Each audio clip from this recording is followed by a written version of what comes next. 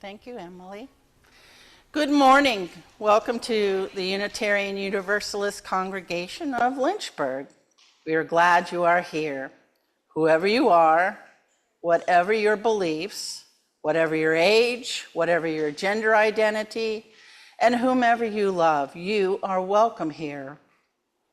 As we work together for justice, compassion, and peace, we also acknowledge that with humility that our buildings sit on Monacan land. My name is Kim Sinna, and I've been with this congregation for about 21 years. And I'm also a member of the Sunday Services Committee, which is why I'm up here with regularity. If you are with us for the first time on Zoom or in the sanctuary, we are glad you chose to be here this morning to participate in the service for this congregation that we love.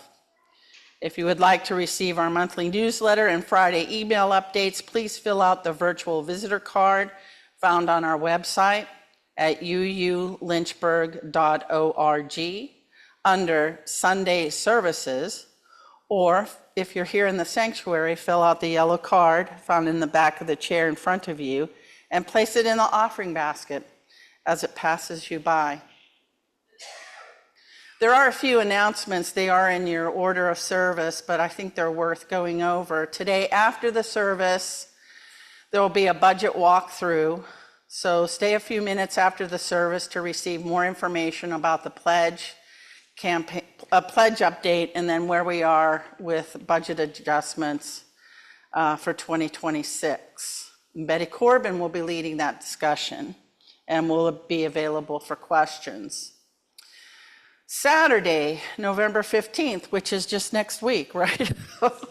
Seems like it should be far away, but it's not. It's our annual Friendsgiving potluck dinner. So make plans to join us. Last year we had a full house, so let's do that again. It was fantastic. And the food that people brought was just wonderful. The turkeys were great. So there is a sign-up genius where you can let us know what you plan to bring, a side, a vegetable, a dessert, whatever.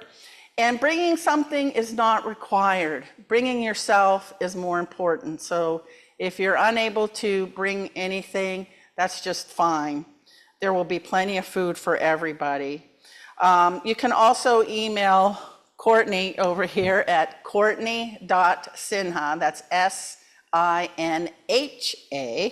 @gmail.com. What time does it start? We don't know yet. We have a board meeting. We have a board meeting today. We have a board meeting after the service. There we go. We have a board meeting after the service, and we will make a decision then and send out an announcement about the time, sometime in the afternoon. All right, are there any other announcements? You'll also see in your insert a budget proposal and breakdown to help you. Maybe you can take a look at that before the end of the service so you have your questions ready. Are there any other announcements? All right, let's take a moment now to wave greetings to our friends on Zoom, our Zoomies. And for our Zoomies to wave to us. Hello, Zoomies. It's nice to see you all.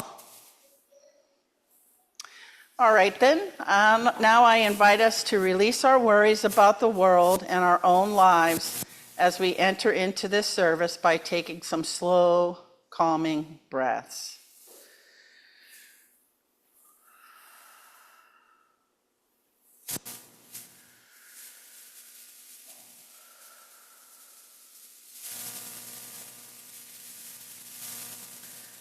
Now let us join in the lighting of our chalice, the symbol of our shared faith, as we say these words together. May the light we now kindle inspire us to use our powers to heal and not to harm, to help and not to hinder, to bless and not to curse, to serve you, O Spirit of life. Our opening words come from Brother David Stendahl-Rast, a Benedictine monk. Can you be grateful for everything? No. No one can be grateful for war or pain or the suffering of a loved one. But within every moment, there is an opportunity to be grateful for something. And now, please stand as you are able in body or spirit to sing hymn number 128, For All That Is Our Life.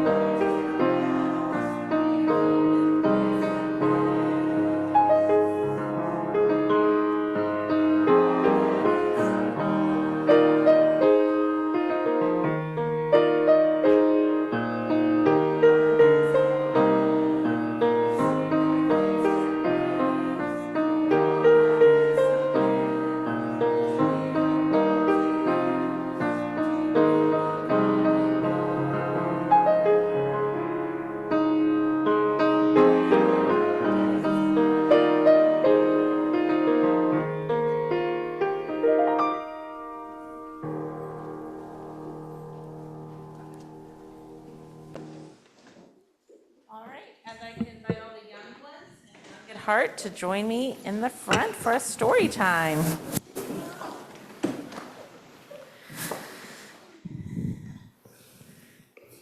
I have a story about some pretty famous friends. Some of you might know them from some other books.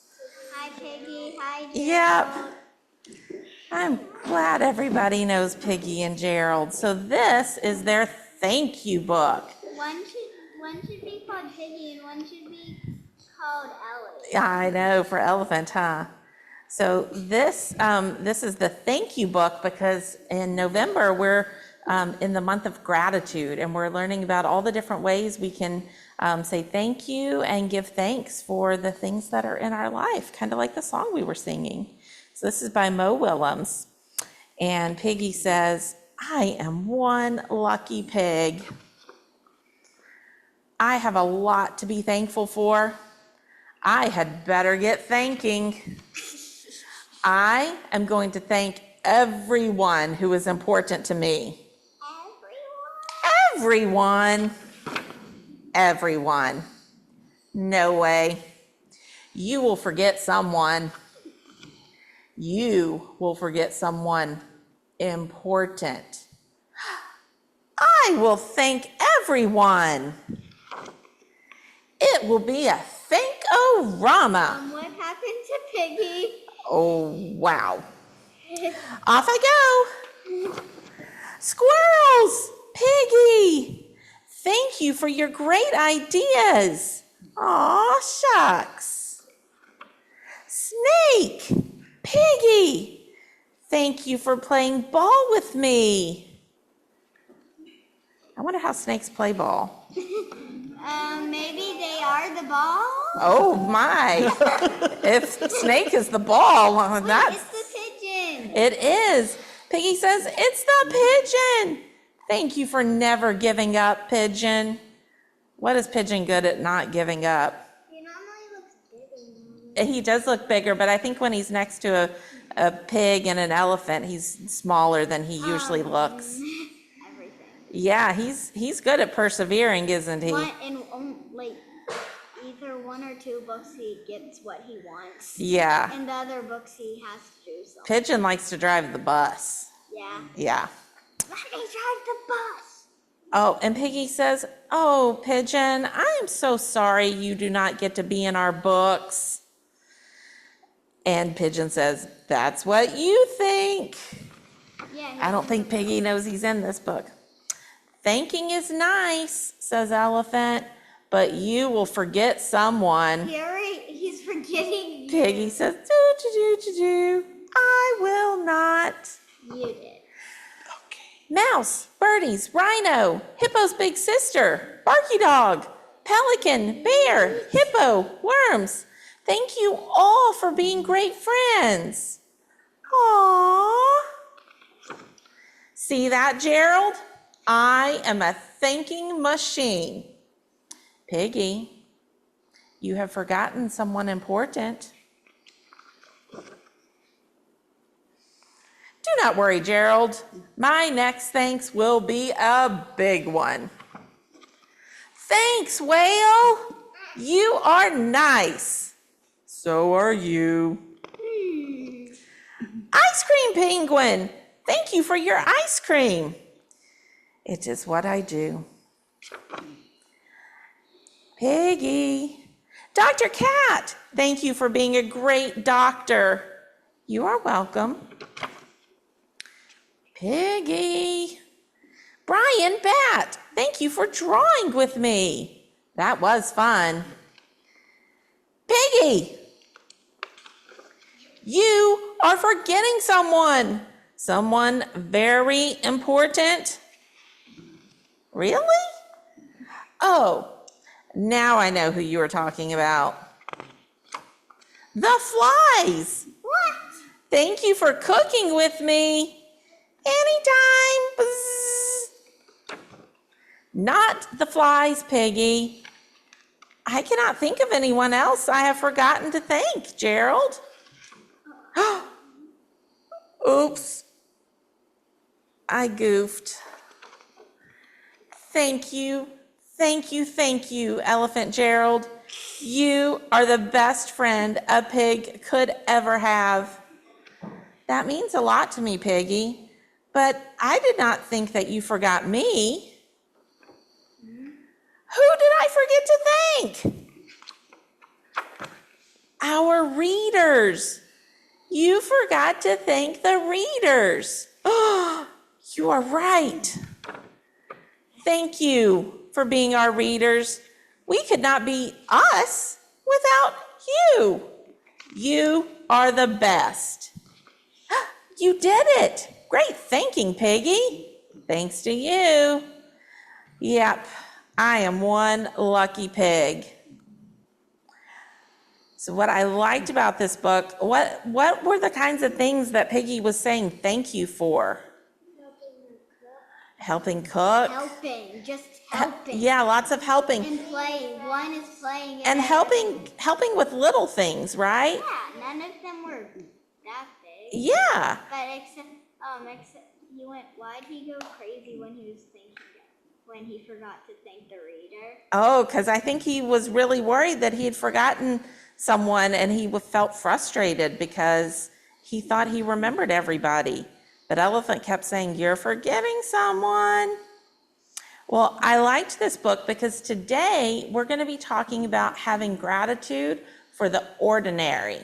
And that means the little, there is. And so that means the little small things in our life, like waking up and seeing the sun shining or finding a beautiful rainbow. So just like Piggy was thinking of all the small things that he was grateful for, we're going to be talking about all the many small things that we can find to be thankful for today.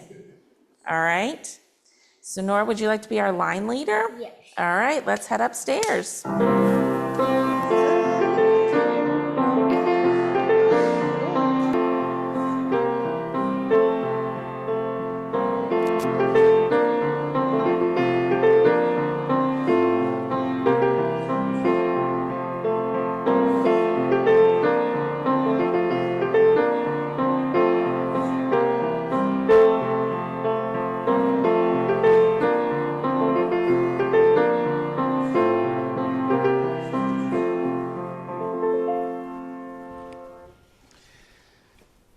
take an offering of our gifts for the work of this congregation, both in our building and the larger world. The monetary support of our members and friends, along with the generous gift of time and talent, make the work of our congregation. I invite you to use the offering baskets here in the sanctuary, or if you're on Zoom, you may donate on the website through Venmo or send a check to the church office. And so we take an offering of gifts generously offered and gratefully received.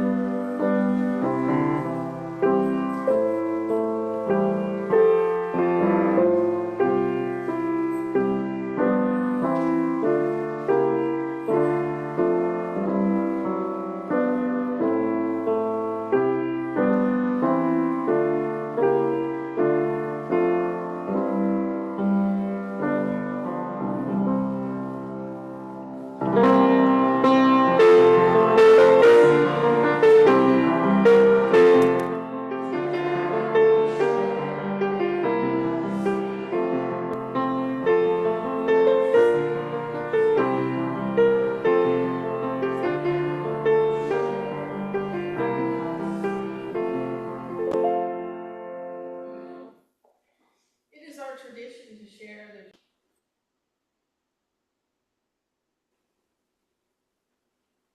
What's that additional 50% discount there? spirit of life. We pause once more in this circle of prayer. We have named our joys and our sorrows, those moments of celebration and those that still ache. We have lifted up the names of those we hold close and those who walk unknown paths but are not forgotten. Now, let us breathe.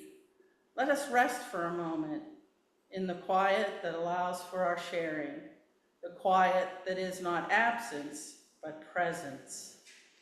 So much of our days are filled with striving to achieve, to obtain, to compete, to prove. We live by lists and deadlines, measuring our worth in what we have accomplished or acquired. But the heart of gratitude is not found in striving, but in stillness. In stillness, we notice the warmth of sunlight through a window, the rhythm of our own breathing, the sound of another's laughter, the small acts of kindness that weave our lives together. In stillness, we remember that we already have enough, that we are enough. May we find in this moment a gentler place for our living. May we learn again the art of pausing, of noticing, of giving thanks simply for being here, alive, connected, held in the great web of existence. Let us carry that stillness with us into the clamor of our days, so that gratitude is not a feeling we wait to find, but a way of seeing the world that we choose to practice. Blessed be.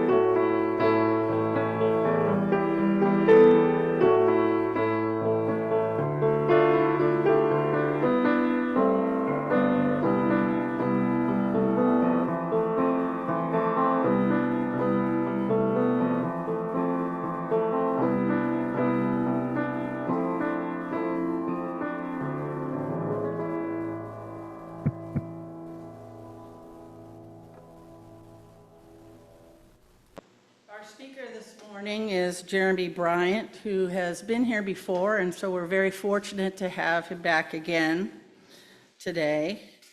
As a chaplain, Jer is passionate about spirituality and ensuring that everyone has a space in the spiritual table, at the spiritual table. As a professor, he is devoted to helping students find their voice. And his hobbies include writing poetry, practicing meditation, visiting coffee shops, and collecting various colored Crocs. Are you wearing Crocs today? Oh. Please welcome Jer Bryant.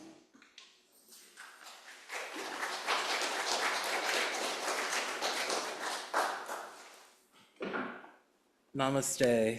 Thank you so much for that nice introduction. I almost wore Crocs, but I didn't. Should have. It's good to be home. Good to see you all. Drink your tea slowly and reverently, as if it is the axis on which the whole world revolves, slowly, evenly, without rushing towards the future.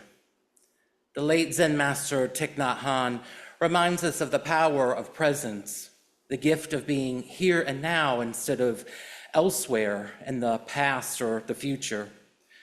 For how can we be grateful if we are not here now? How can we cultivate gratitude in a world in which our actions are so often rooted in the desire to obtain or achieve something? How many minutes in the day are we thinking of to-do lists and deadlines? How many minutes of the day are we sending and receiving words through the air, whether that be text messages or emails? How easy it is to forget the art of stillness. Chapter 16 of the sacred text, the Tao Te Ching, reminds us to incorporate a practice of stillness. Quote, "Empty yourself of everything. Let the mind become still. The 10,000 things rise and fall while the self watches their return," end quote. Maybe this means there will always be to-do lists and deadlines. There will always be something taking up our time, voicemails about our extended car warranty. You can laugh. Text messages from CVS about prescription refills, breaking celebrity news on our mobile devices. And yet sometimes we have to step back and pause. And what better time during that pausing to contemplate gratitude? Often on my commute to and from work, I live in Amherst County, I work in Lynchburg, I listen to chants and occasionally and safely take quick glances up at the clouds. We can learn so much from the clouds. At times, they seemingly float in a relaxed manner. They take the form of beautiful shapes. Once I even thought I saw the face of Lord Ganesh, the Hindu deity known as the remover of obstacles. Clouds come and go, indifferent to our desires and our wishes below. Each day, I find time to feel gratitude in my heart for the clouds. They anchor me, perhaps the way prayer beads anchor us in prayer. They open a part of my heart where gratitude blossoms, where life inspires me to express gratitude. What, my friends, in your lives inspires you to express gratitude? Writer and spiritual care provider Jan Fuller has discussed how inspiring so many Jewish prayers can be, how they often express gratitude instead of petitioning the divine for a favor or blessing. Perhaps one of my favorite gratitude prayers comes from Rabbi Nachman of Brelov. It's entitled "In Thanks."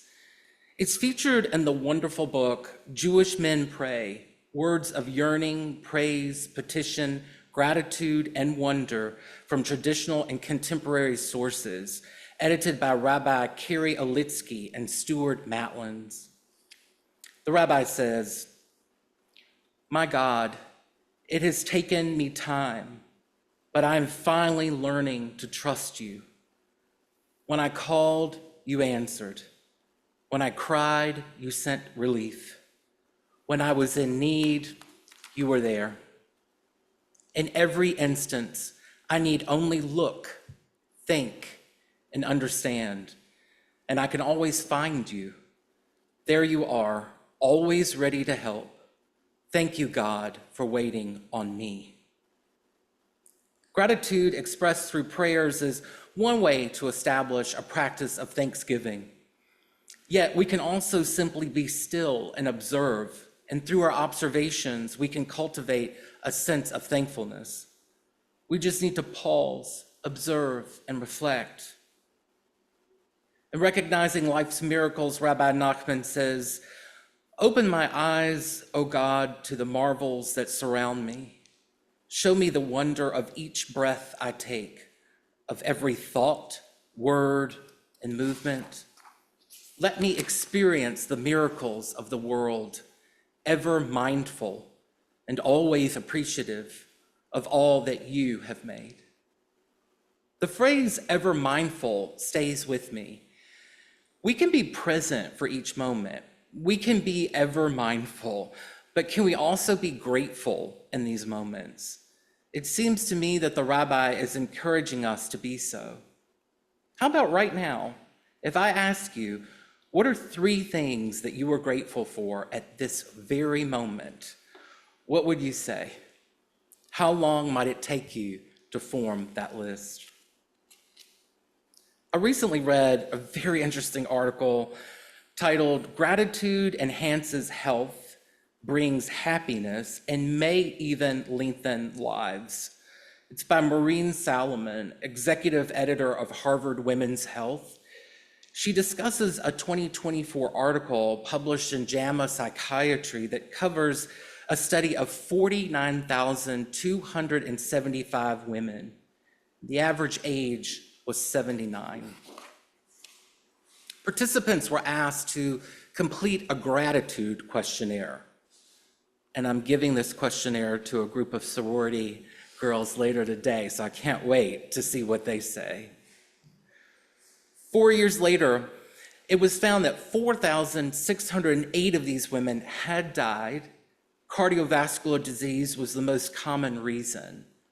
But it was also found that participants with gratitude scores in the highest third at the study's start had a 9% lower chance of dying over the following 4 years than participants who scored in the bottom third. And the study says, quote, "Gratitude seemed to help participants from every cause of death studied, including cardiovascular disease," end quote. I know, in all reality, 9% does not seem like a lot, and the researchers could not necessarily prove that gratitude can enable people to live longer, but maybe being thankful can't hurt. Let me share with you the 6 questions that were posed. I challenge you to think about them as I read them. 1, what happened today that was good? 2, what am I taking for granted that I could be thankful for? 3, which people in my life am I grateful for? 4, what is the last book I read or movie, show, or social media clip I saw that I really appreciated and why? 5, what am I most looking forward to this week, month, and year, and why? And 6, what is the kindest thing someone has said or done lately? What I personally find interesting about this questionnaire is that the questions are grounded in the present, the past, and the future. Perhaps one could make the argument that gratitude is timeless, retroactive, or even forthcoming. If I had to list what I'm thankful for in this moment, I would say my family, health, and clouds.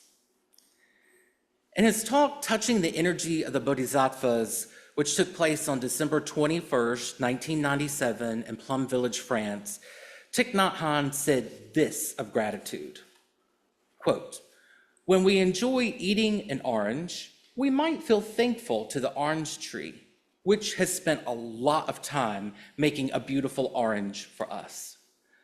So by thinking of giving and receiving, we can establish a deeper sense of the relationship to the orange tree.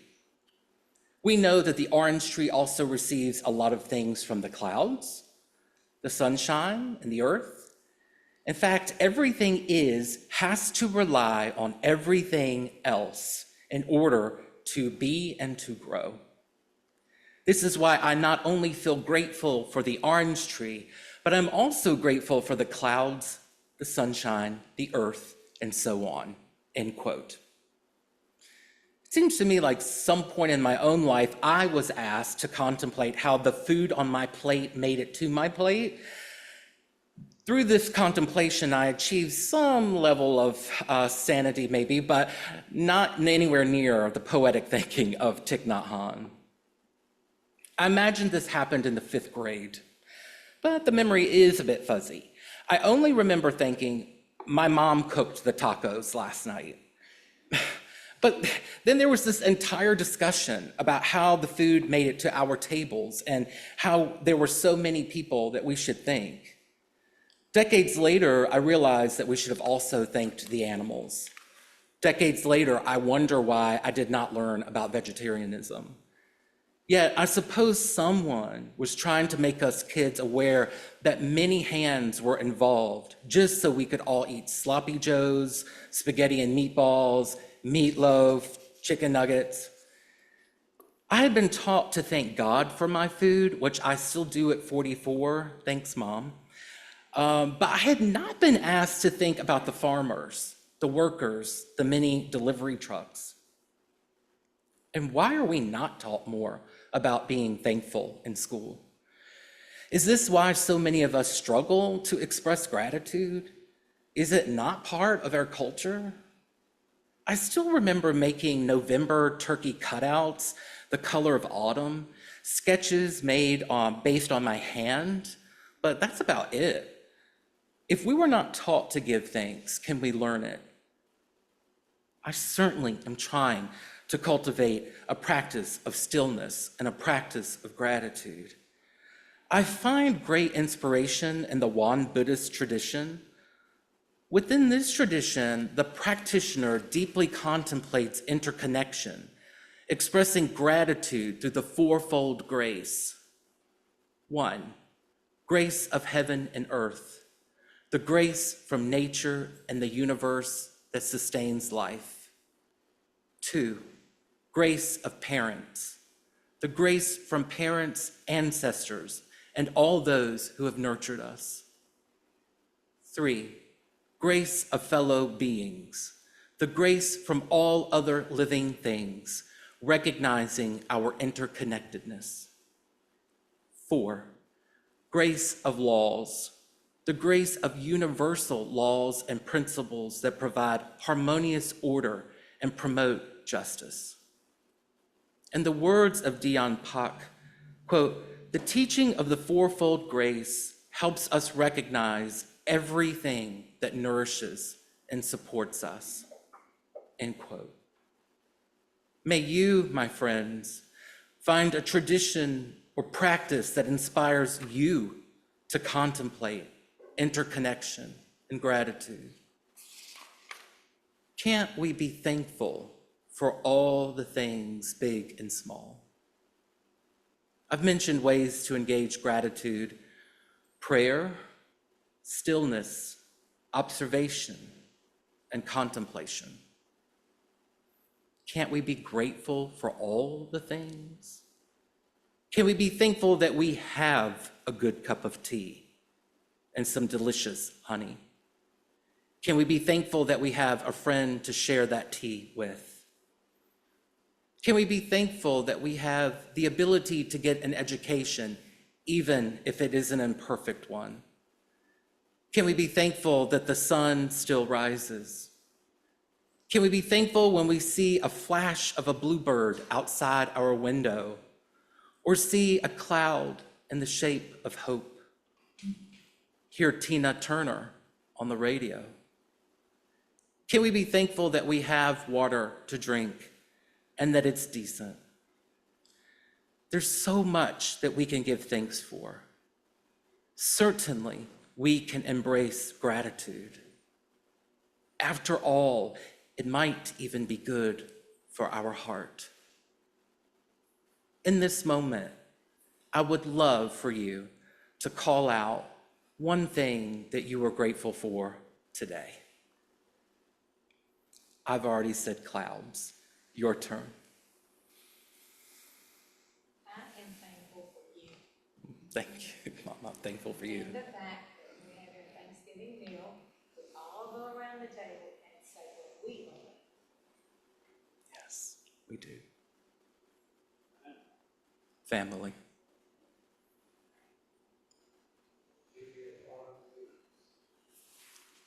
The beauty of autumn leaves, I think I heard. Yeah. Music. Art. What was that? Clean water. Clean water. Amen. Sunsets, Trish. Thank you. Memory. Blue sky. People around us. People around us. I pray that you continue that feeling of gratitude and that you take it with you into the week, particularly as so many people are hopeful and some people are frightened.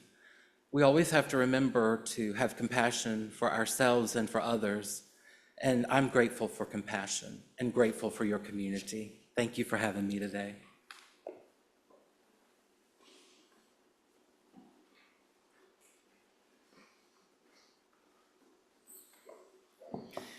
Please rise and body your spirit as you're able.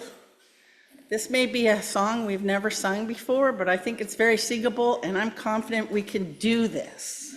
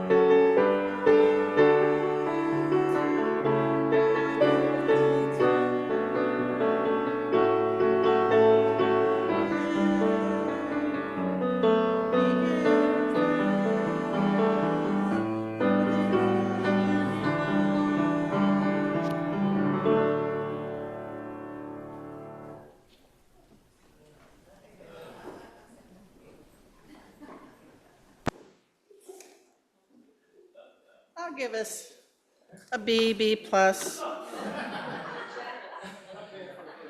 Not bad for a first time, considering we've really improved our singing. What do you say, Steve? Have we improved?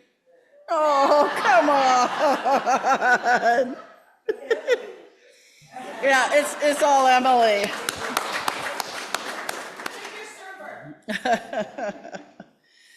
All righty then.